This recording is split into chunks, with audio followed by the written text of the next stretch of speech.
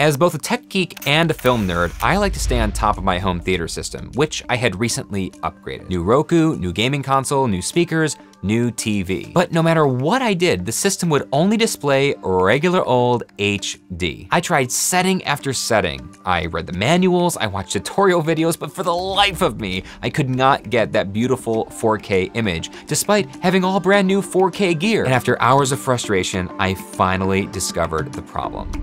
The cables. I was using the same HDMI cables I had purchased years ago when I got my first 4K setup. And indeed, the cables still functioned perfectly. They were 4K compliant. But 4K had evolved. New standards inspired creators, filmmakers, and streaming services to produce content that took full advantage of the latest tech. That's why I bought all that new stuff in the first place.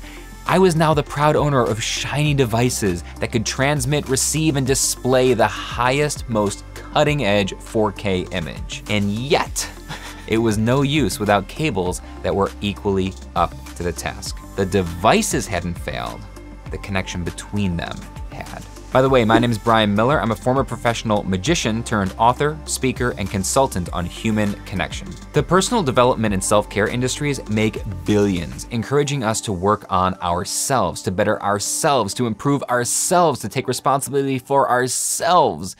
And they're right. We should do all of those things, but we don't live in the world by ourselves. We are a social species, and each of us only exists in relation to others. As Gertrude Mache taught me about the African philosophy of Ubuntu. Ubuntu is an African philosophy enshrined in the belief that a person is a person through other people. So Ubuntu, Ngamuntu, Ngabantu is the literal translation. In Africa, we believe that humanity is one. I could not be here without you, and you could not be there without me. So it's in the observation of each other that we exist. It's a way of being, it's a way of living.